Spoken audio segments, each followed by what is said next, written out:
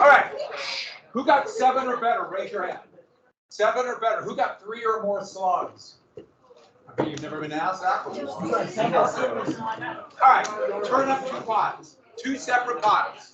Everyone, 2 separate piles. One with a test, one with the with your answers. Hand them up. Let's get going. We got work to do. The clock is running and we're burning daylight. Come on, turn them on. Do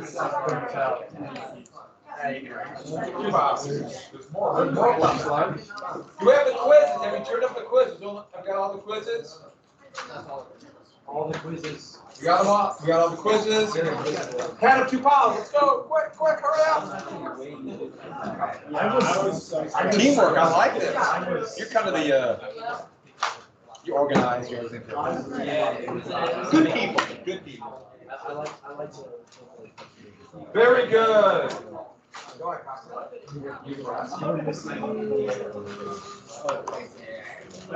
Okay, here's someone who got 9 out of 2. Nice job.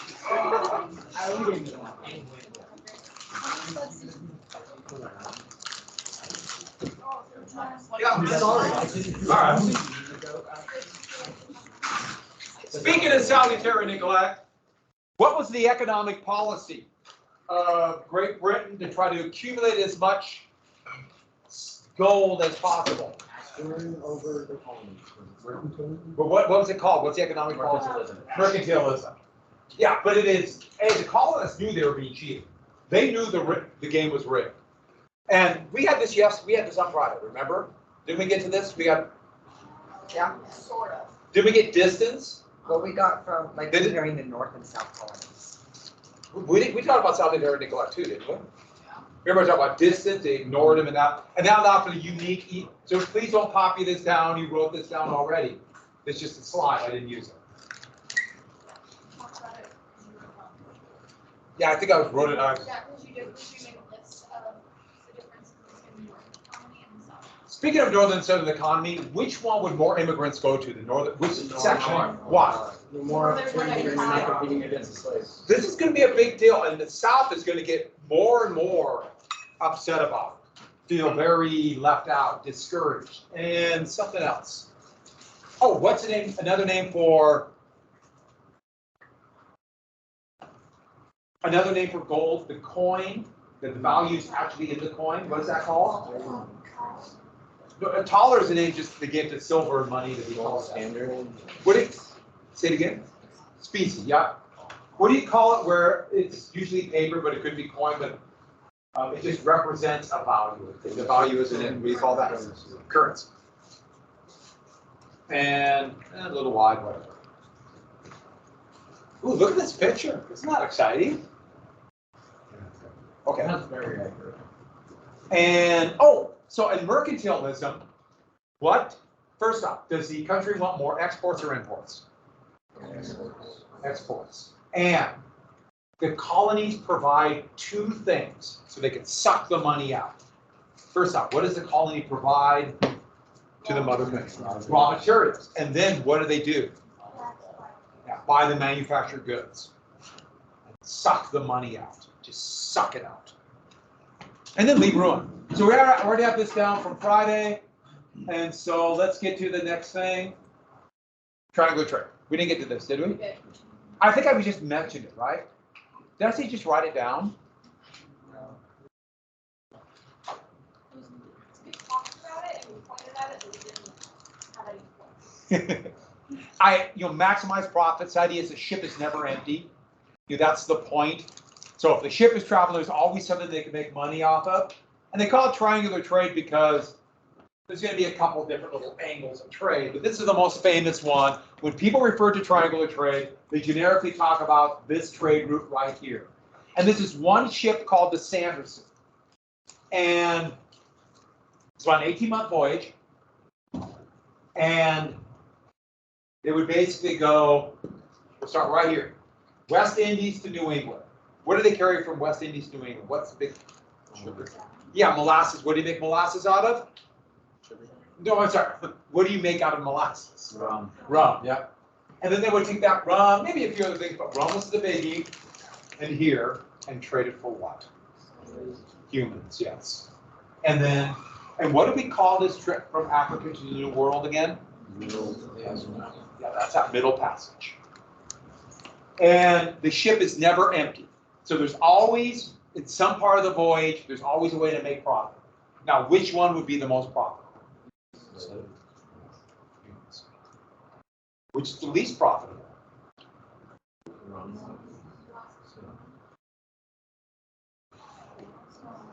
The molasses is still, it's not like the finished product. They took molasses, which was relatively inexpensive, and made rum out of it. Distilled that process made it more valuable. So the rum is good. Rum is more valuable. It's a pile of iron, not all that valuable.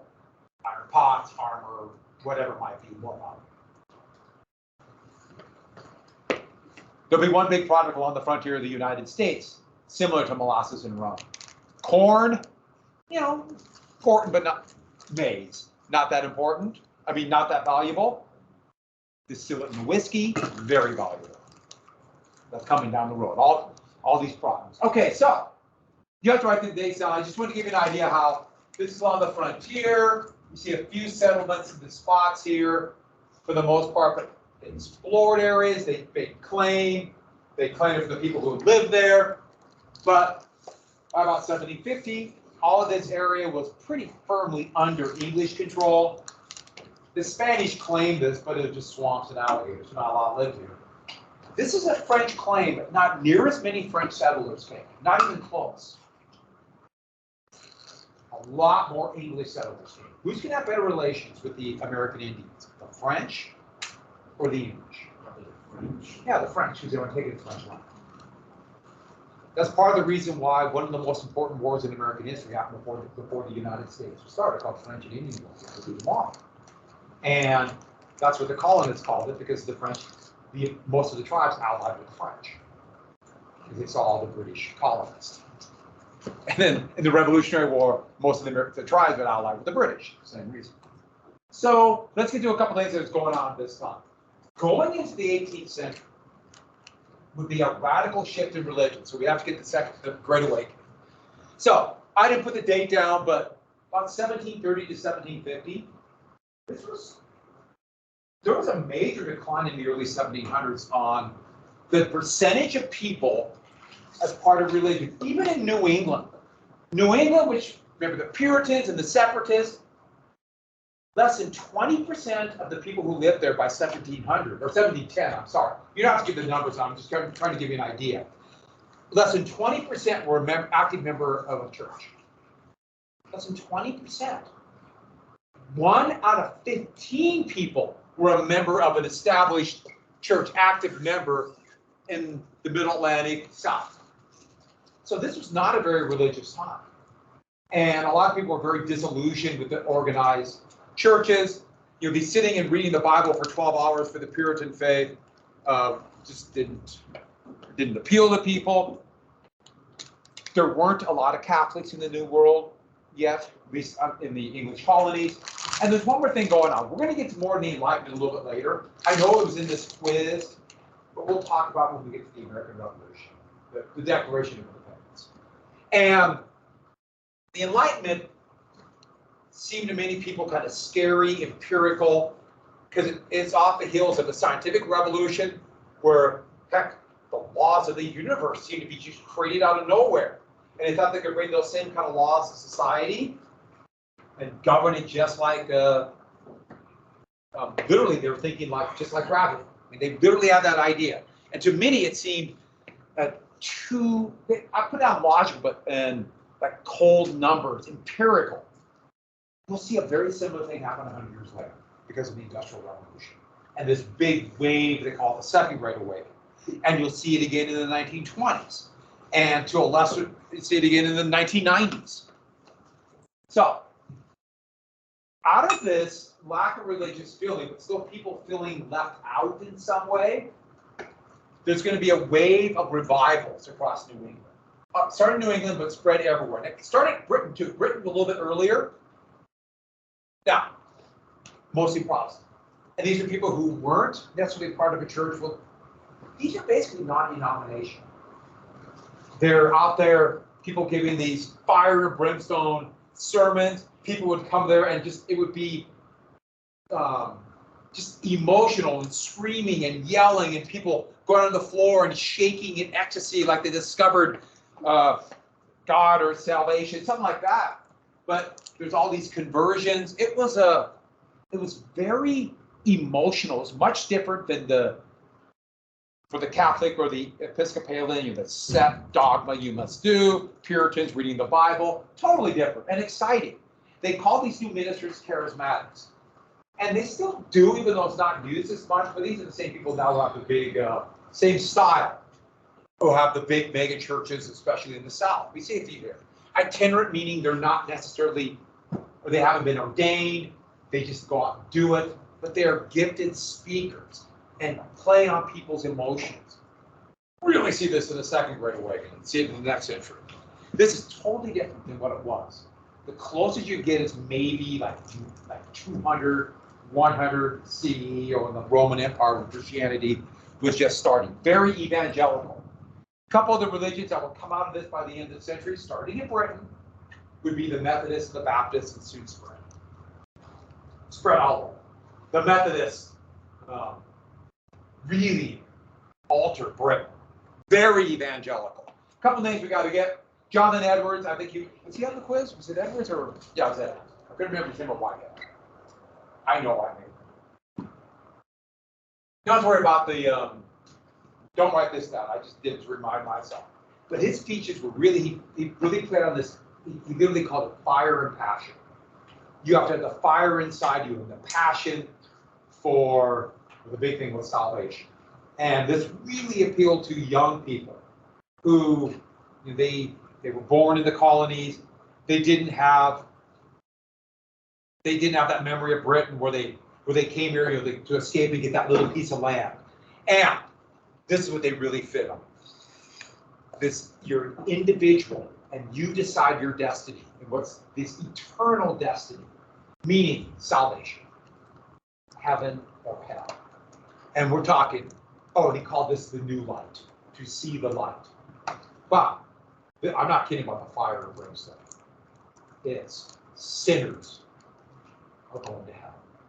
Will you be one that will see the new light and go on? And this just, yes, I will. And the rest of you are going to hell.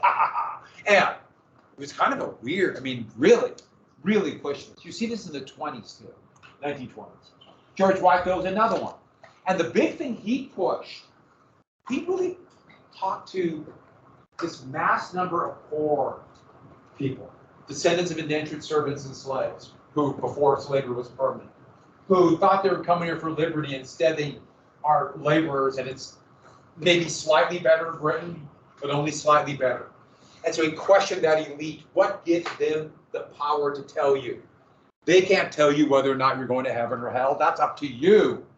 And they also, Whitefield was big in starting colleges. He started at Dartmouth, and there'd be other colleges with the idea of opening this knowledge, first about religion, but other things, into everyone's hands. And lastly, this was a real movement for small d democracy, with this idea that people should decide their own fate.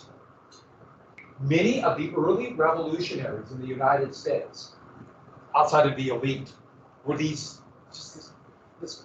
were sons and daughters of the Great Awakening, who wanted more individual power. The people will decide. In the 19th century, this would be known as populists. And many of them were levelers. And we're talking about levelers, this is what you have to have for levelers. To lessen the gap, to make it equal or level between the few very rich on top and everybody else. So you have to create policy that will help people. This was a big movement. In fact, arguably, these people are responsible for the Declaration of Independence. Okay, I'm sorry, declaring independence. The elite will crush that idea of democracy and level with the new Constitution. The Constitution was written to be very specifically not democratic. So that's coming down the road. And so, These are all these kind of new economy, religion, all happening. And this just shows all the areas of where people were claiming empires, Angola and Mozambique, Brazil, here's New Spain, New France. No, they did not settle this. They just made the claim. Basically, the French went to the mount where the Mississippi, or sorry, where the Missouri runs to the Mississippi and said, we claim all tributaries to the Missouri. Okay. So you're sitting on area they just claimed. The French claimed, and then they would sell that claim to the United States. Then the U.S. would conquer. So let's talk very quickly about colonial imperialism. So this is what's happening. It's colonial imperialism. The British would do it, the French to a lesser degree, the Spanish to a lesser degree. The Dutch tried, the Swedes tried. Remember, imperialism is conquest, or I'm sorry, empire for profit. And here's the thing, this fits in exactly with mercantilism. Get the resources, suck out the resources, and there's something else. Colonial imperialism does not allow for any democracy. They do not allow for the people in the colonies to have rights. As the colonists in the 13 colonies would realize, they went there for rights and they realized the British don't care about their rights. And colonies, or the mother country, does not want the colonies, the 13 colonies or any other ones, to decide their own fate. Because if the colonies could decide, they would say, no, you can't steal our money. No, you can't steal all our resources. We want the money to stay here. And so colonial powers, by definition, anti-democratic, anti-rights. The people who live there cannot have this power. Every country that has an empire will squash democracy, including the United States. The U.S. will squash democracy. Do not want that. If you have an empire, and the U.S. is going to become an empire, Philippines, Puerto Rico, Colombia, things like that. And this is settler colonialism. Literally come in and take the land. Just take the land. Move in, push the people out who live there. If they fight back, kill them.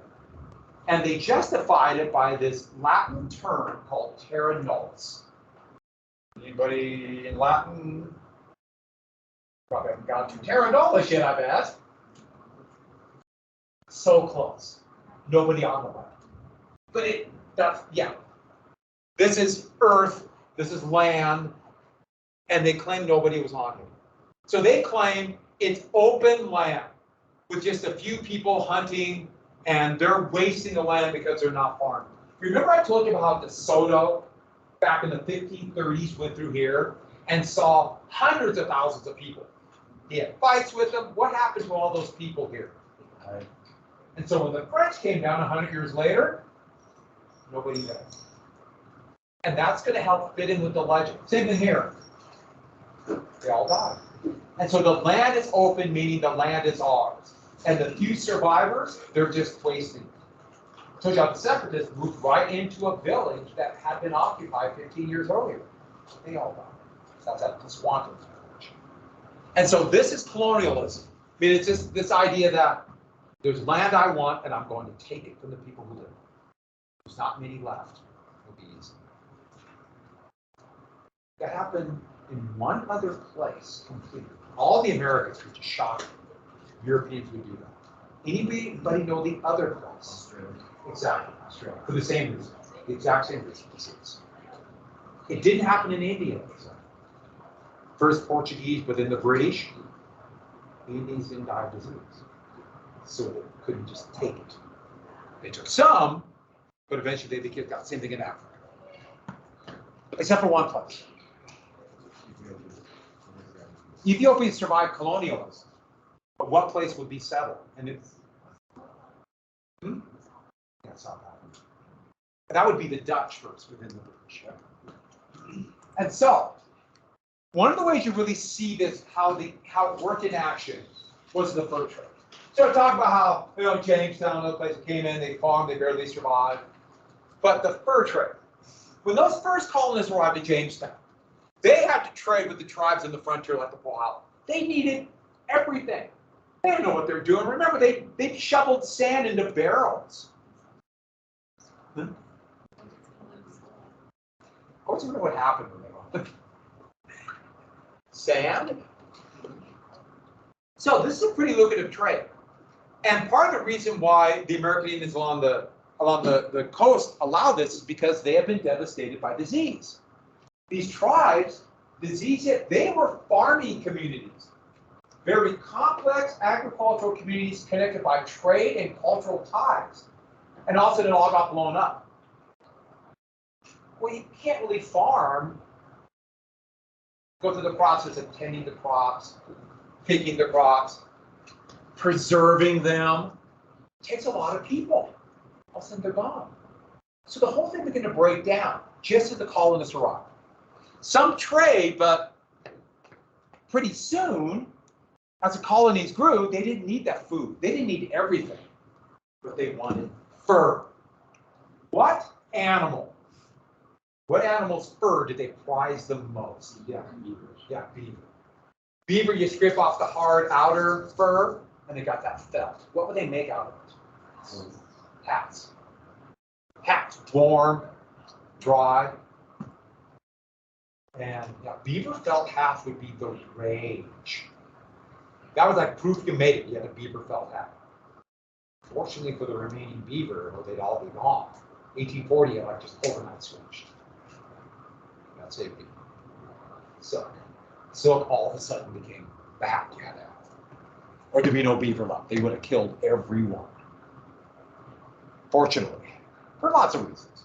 So, pretty soon, the tribes just started to realize, why do anything else? I sell some fur, I trade some fur to the colonists, and I get maize. I get an iron pot. I get a musket. You know, to make a watertight pot out of tree bark, it's hard work. Who's done that? Am I the only one? No, wouldn't know how to start. But you kill a beaver and trade it for an iron pot. Why do that? How soon would it be for them to lose all their old ways? It's even faster than that. I know what you're saying, but it's, I mean, if you don't teach your children that, they might like kind of remember, but then by the next generation it's gone. And it's all gone. Has anyone ever tried to make a compound bow or bow and arrow? And I mean, just have you done that? I've tried it. It's easy, isn't it? It's no sweat. Just it's shockingly hard. Now, muskets aren't as accurate, but someone else is making them. All those skills are gone, and soon it's going to lead to a couple different things. Right along the edge of the frontier, and you'll see this. Oh, I like this of the beaver of the trading, and also they could get rum or wine, which would cause huge problems. But pretty soon the frontier tribes are going to be everything. As soon as they move westward, those tribes along the edge of the frontier as it moves, they're the ones who are first going to really get involved in the trade. And soon, they need the colonies. When they first started Jamestown or even Plymouth, the colonists needed them. Now it's reversing. And this is going to happen time after time after time along the frontier. Now, it's going to happen pretty slow at first. Lack of technology, not as many settlers, just kind of like here. But then it's just going, once they get over the mountains, and once they get new technology, especially when the trains come to here by 1850, and then to the Pacific by 1870, it's going to happen really fast. This same thing is going to happen in eastern Montana, just all across eastern Montana. You see it in the first trading ports. So this happens all over. And pretty soon what's going to happen is right on the edge of the frontier, the various tribes, they're going to kill all the beaver. They're good at doing this. If they kill them all, then what? We probably come up with better words than that, but yeah. But you're exactly right. To the colonial point of view, they're wasting the land. Okay, They were there, we want the fur, but now they're sitting on perfectly good land. To the colonial point, to the European point of view, land ownership equals farm. Now they used to farm, but that's gone. And so now they look at it as like, wow, they're just out there hunting, nomads, they don't own the land, they're wasting it, we gotta take it. To the European point of view, land ownership equals farm. That's why there's this myth that the tribes did not have the idea of property and ownership. They did have some, it's just different. But to the European point of view, different means they don't have it, because they don't agree with what we want. And also they want the land. So when that happened then, colonies started moving west, and that's going to mean war. They start pushing westward, just like when they start taking the plantations. So think about it for a second. Fur trade, kill the animals. They're not using it, take the land. There'll be a fight as those who live there try to defend their land, and then they'll be pushed and pushed and pushed. Time after time after time after time. So we're jumping right to this. That's going to lead to one of the biggest wars in American history. 1676, King Philip's War. And King Philip's War, this is what the British call it. So when the British look at these various tribes, like the Wampanoags, they still look for a king. The British have very much a hierarchy, those on top, and then everybody else. The tribes weren't like that, but they would find some, usually one of the better fighters, and that'd be the one they would talk to. And the British dubbed that man right there King Philip. He was part of the Wampanoags. So that concept of the fur trade was happening right here. This map is impossible to read. I found a map of just right out of Massachusetts that has like these big arrows. What does this even tell you what happened? I like maps with arrows. They comfort me. This one doesn't comfort me. Yeah, these are English offensives, but that's the way. So the Wampanoags were one of the biggest tribes in central Massachusetts, Connecticut, New Hampshire. They started a confederacy just like the Powhatans. There's going to be a lot of these efforts where they bickered and fought all the time, but the realization hit: if we don't unify, we're never going to stop these English. The English cannot be stopped. Their hunger for land never ends. Never. And so they unified. Now, once again, it wasn't under one person. There might have been charismatic leaders. And even though men definitely did have more power than women in tribes, women had significantly more power in the colonists. Women actually approved of the big decisions of the Wampanoags. It's kind of complex. So one of their leaders was, now this is phonetically spelled, and I know I will get the where the accent is and the emphasis. Anybody want to try that? I'm an English speaker. Does everyone else just see metacomet? It's almost certainly not metacomet, but I break it down to metacomet. I can't help it. I think probably the accent's on the second syllable. Probably. That the English turned into Philip.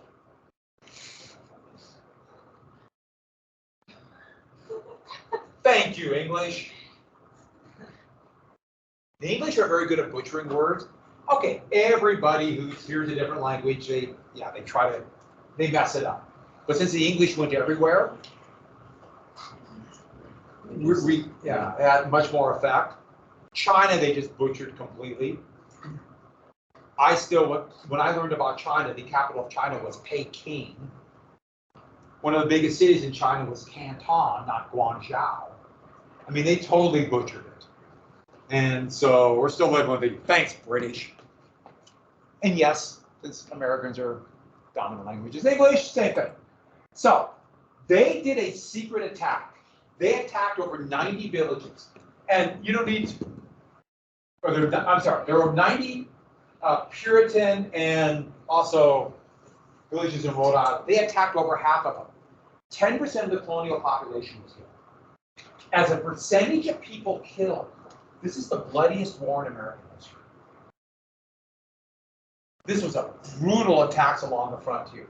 Both sides did night attacks, surprise attacks, few prisoners taken, just brutal. And both sides were trying to use terror as a weapon.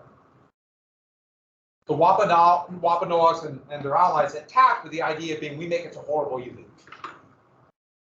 And the English countered with the same thing, we make it so horrible you give up and run away. Terror along the frontier. Bloody, bloody fight. And much like 1621 in Virginia, King Philip's War ended with a Wampanoag victory. And they decided, basically, they were going to make, I put down peace treaty, they didn't quite call it that, which just fits for our definition. And they were going to have a meeting together, and they'll say, no weapons, we'll come together. And basically, what the colonists were agreed to is stop their settlement a third of the way across present-day Massachusetts. We're done. You win. Just a nice little meeting. No weapons, because this is peace. This is a peaceful meeting. And who's waiting in the woods? So the Puritans, well, the English, had a bunch of men with muskets and swords waiting, hiding. And they made sure that the various Wampanoags, including Philip, had lots of wine. And then they jumped out of the woods and slaughtered. Here is a story that it's a surprise attack. They put one with the tomahawk, but probably didn't have it. And that's supposed to be a picture of when they ran Philip down and killed him. That's how it called. I'm messing it up. And this is going to be the template. Now, they're going to do this time after time. This is going to happen many times. The English will do it, and so will the United because they want the land.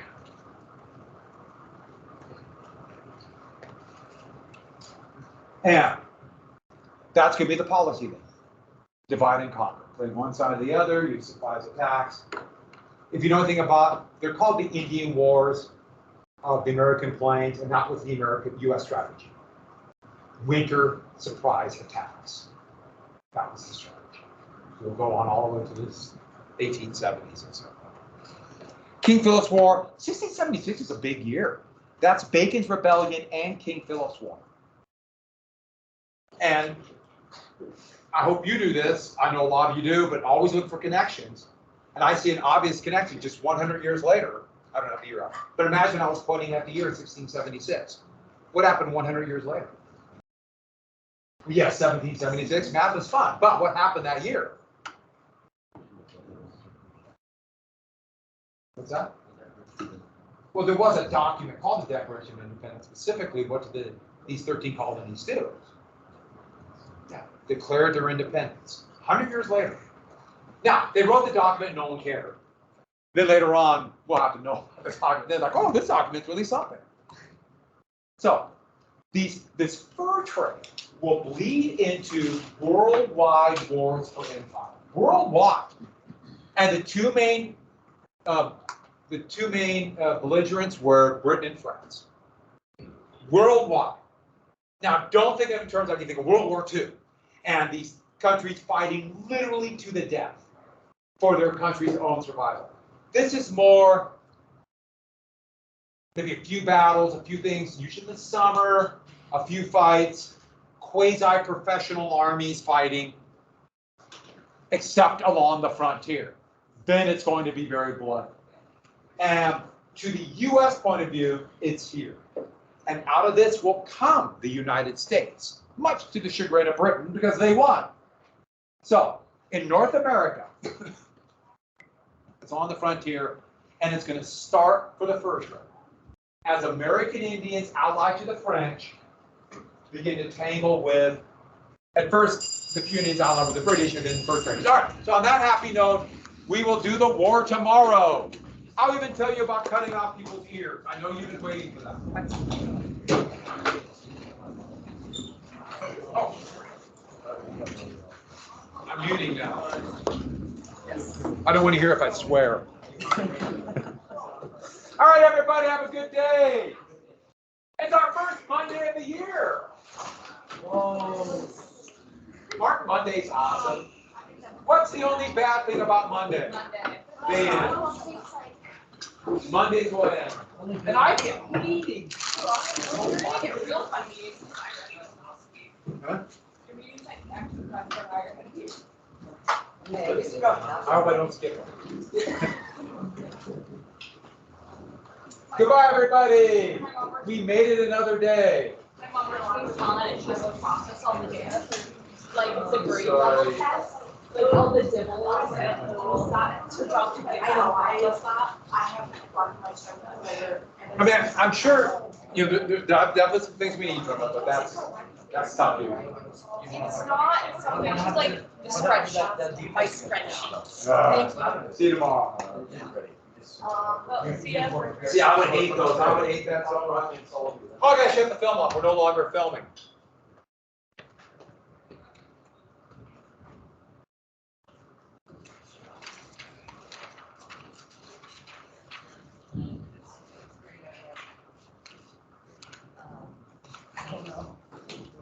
Good luck, Tanner.